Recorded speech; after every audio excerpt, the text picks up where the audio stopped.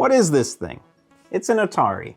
My coworker says that for the first 5 out of 10 years of his life, Atari is what you called all boxes that you plug into your TV to play any games.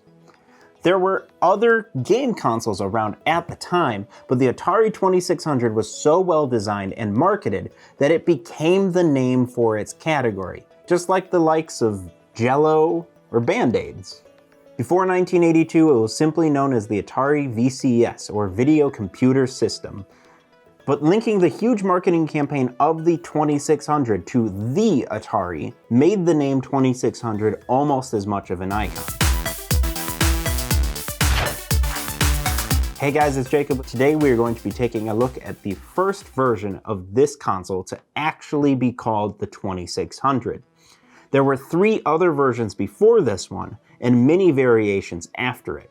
And all official versions are 100% compatible with each other, which makes our job simpler. But you might be asking yourself what there could possibly be to say about something most gamers and people over 30 already know pretty well. It's a challenge, but we think we're up to it, especially since most people don't really stop to consider what makes an icon an icon. What does a company have to do to make everyone stop what they're doing and look with optimistic anticipation? What did people bring into their homes in the 1970s that would make them sit in front of a glowing box for hours upon hours eating pizza and popcorn, accomplishing absolutely nothing and wanting to do nothing but keep sitting there? Okay, well, what new legal thing? The real 2600 story doesn't begin with disco balls or Star Wars or Reggie Jackson. It goes all the way back to the end of the Vietnam War, Watergate, $11,000 houses, and the Flip Wilson show. Atari knew how to create iconic products right out of the gate. The first commercial arcade video game, Computer Space, was introduced in 1971. It was designed by Nolan Bushnell and Ted Dabney, with Nutting Associates, a California-based company known for their mechanical game, Computer Quiz, handling manufacturing. In 1972, the pair left Nutting and renamed their design company, Syzygy Engineering, to Atari, a phrase coming from the Japanese game Go, a personal favorite of Dabney and Bushnell's. Nobody knew what a video game arcade was back then, but Atari's first product was the watershed release of Pong in 1972, in the form of a full-sized arcade game housed in a wood grain and yellow cabinet. Ah, the aesthetics of the 70s. Gameplay was generated by TTL since computers and memory were not refined or cost-effective enough for recreational gaming at the time. The graphics were generated by switching the beam of a black and white CRT on and off during the scan cycle, so there were no colors or even shades of gray, just full black or full white. The sound was equally as primitive, being composed of simple beeps or clicks. The first version of Pong didn't even have a coin slot. Ridiculous as that all sounds, arcades as we know them didn't exist. Before Pong, pinball would have been the closest thing to an arcade game, and people loved it. With the success of Pong, Atari created a home version which users could plug directly into their TV sets. The home version used much of the same logic as the full-size arcade game, but chips were designed to turn a complex mess of wires into a small, inexpensive, easily installed package. It was a tough sell at first, but the Pong home version was eventually released by Sears in 1975. Atari was already taking considerable steps to develop home games. They recognized that computer technology would soon play a major part in the industry, and there was a problem they hoped the computer technology would help them solve. The problem was that the expected marketing lifespan of a home video game was less than the time it took to develop the hardware. Imagine it, spending the equivalent of, say, $450 on a game and everyone in the house plays it for 2 weeks and then gets sick of it, and it's useless. This prompted Atari to consider a completely new architecture, the CPU-ROM cartridge console. If you know your video game history, you may be saying to yourself, Atari didn't invent the first cartridge-based home console to hit the market, and you'd be correct. But ask around and see if you can find anyone who owned a Fairchild Channel F in the 70s. The reality is that both Fairchild and Atari were working on the same concept at the same time, but the two companies took very different approaches to the technology they used in their respective systems. To make a long story short, Fairchild started out with an Intel 8080 based system, but rejected it based on the high production costs. They then switched to a processor and chipset design of their own, which had the advantage of being less expensive to produce and quicker to market, but ultimately limited the system's performance. The Fairchild Channel F was definitely something nobody had seen before, but a direct comparison between it and Atari's eventual offering reveals that it fell a little short in terms of sound, graphics, resolution, color depth, and game selection. On top of that, even after abandoning the 8080 design, the Fairchild Channel F was still very expensive. Atari started out with expectations of building its console with off-the-shelf components, and it stuck to that plan. MOS Technology began its life selling the 6502 processor, which is a low-cost but compatible version of the Motorola 6800. The 6502 was designed specifically based on the assumption that inexpensive consumer-based computer systems would be the way of the future. In 1975, Atari was able to negotiate a price for the 6502 of just $8 per unit. It was soon determined that the many functions of the 6502 would be unnecessary for a small game console. As luck would have it, MOS created the 6507, which was nearly identical to the 6502, except for the 7 had 13 pins dedicated to memory addressing instead of the 16 pins of the 6502. In short, the CPU chipset combo used in Atari's console cost about $12. A Motorola or Intel-based combo with similar performance characteristics would have cost between $150 and $200. That's just for the CPU and chipset. Although price was a considerable advantage for the MOS hardware, using the somewhat scaled-down version of the CPU kept it from being a simple, straightforward decision. By modern standards, RAM and ROM were an absolute rip-off. 1 kilobyte of RAM in 1975 cost about as much, figuring for inflation, as 1 gigabyte of RAM these days. For game console developers, that means that if you can't afford to put enough memory in your system for a frame buffer, you have to resort to clever designs and programming to draw images while they're being created, by the same processor you need to draw them in the first place.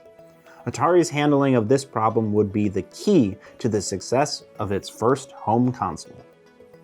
Jay Miner, known later as the father of the Commodore Amiga, was the architect of Atari's solution.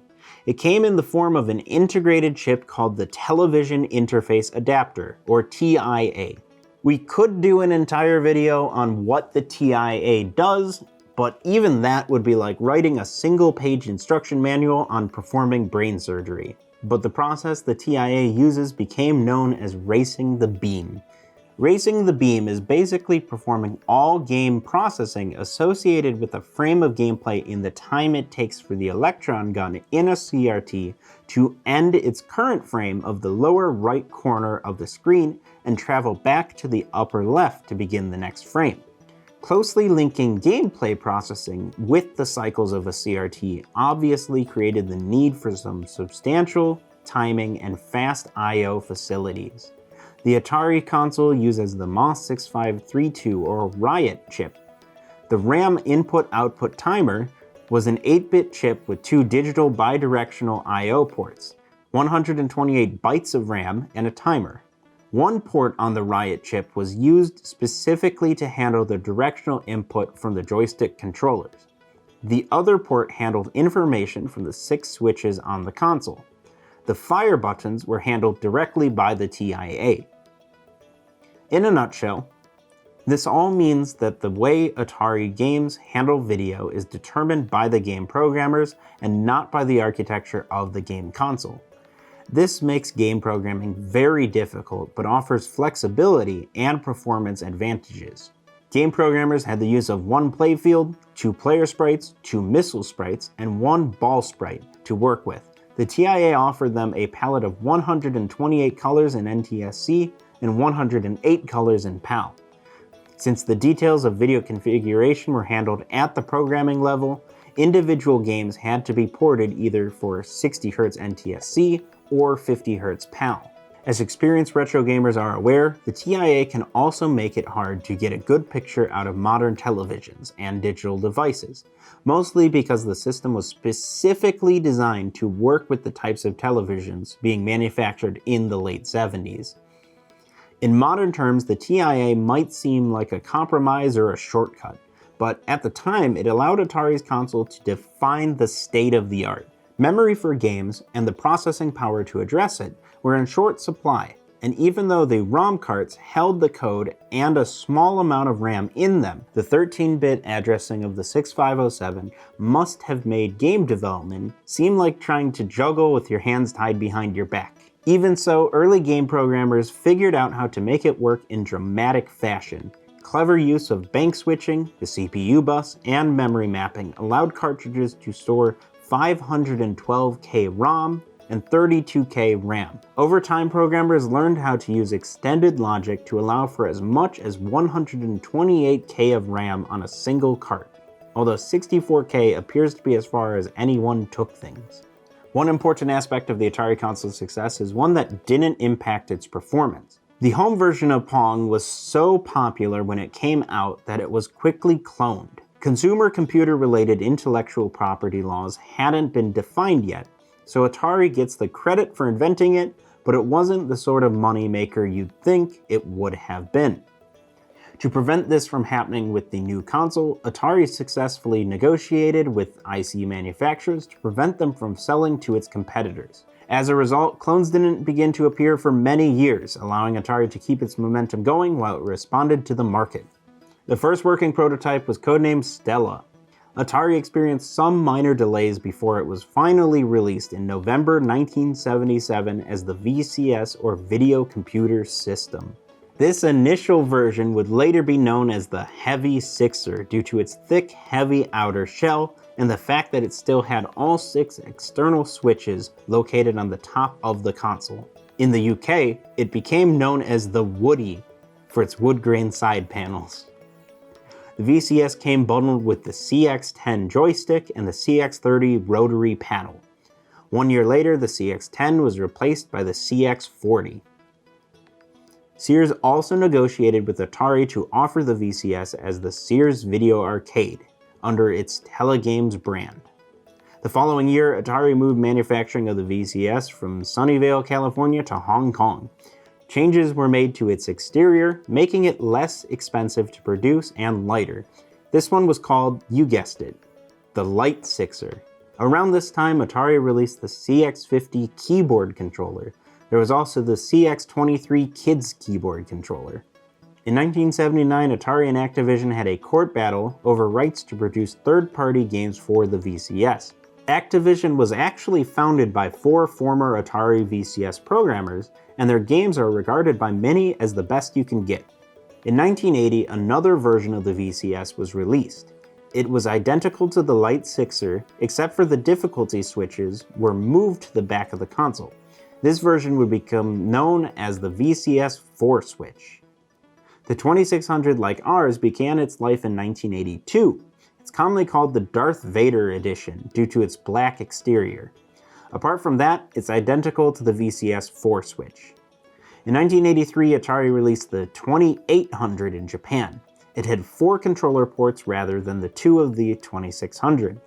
The controllers themselves were an all-in-one configuration, which made them quite unique. Apart from that, the case was also different from the 2600.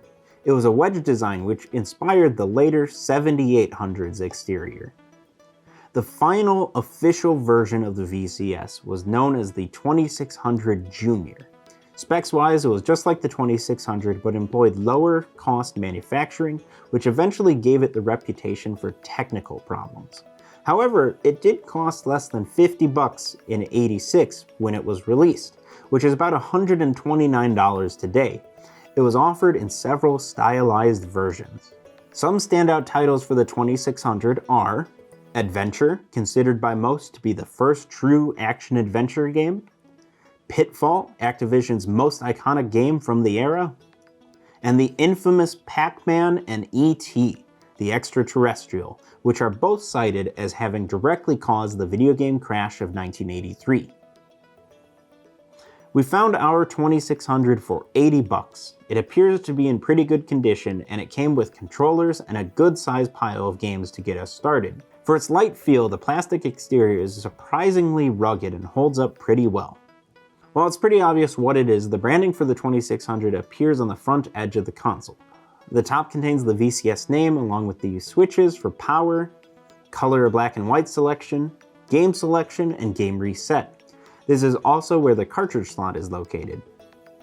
On the back is where you'll find the DC power connector, the controller ports, the TV channel switch, and each player's difficulty level. Now we're going to give the system some ratings. Most people know this system pretty well, so the values are pretty subjective, but we'll try to keep this as objective as possible. Rarity gets a 2 out of 5. Over its lifetime, the Atari 2600 sold about 30 million units. That number doesn't count the numerous flashback devices released in modern times, but you'll have no problem finding this console at your local game store. Price gets a 3 out of 5. The 2600 tends to hold on to some of its value, however, they also hold up well, so you're likely to get your money's worth. It's worth noting that the vast majority of 2600 games are extremely cheap due to a pretty drastic oversupply. Aesthetics. If you're looking at the original 2600 releases with the classy 70s wood grain, I'd probably give the 2600 a 4 out of 5. This all-black unit here is sleek, but it's not nearly as iconic. I'm going to give it a 3 out of 5. Games. Games get a 4 out of 5. There are 500 official games for the 2600 and upwards of 10,000 if you count bootlegs and revisions. Convenience gets a 4 out of 5. These systems can be quite temperamental at times and only offer RF output without modifications or adapters, which is a pain. A nice convenience, though, is that the 9-pin controller port used by this system was carried on to many other systems, including the Sega Genesis. So you can have a wide variety of controllers to work with if you aren't a fan of the standard joystick. Well, thanks for watching this video covering the Atari 2600. We have dozens upon dozens of other consoles we're intending to cover in the future, so make sure to subscribe.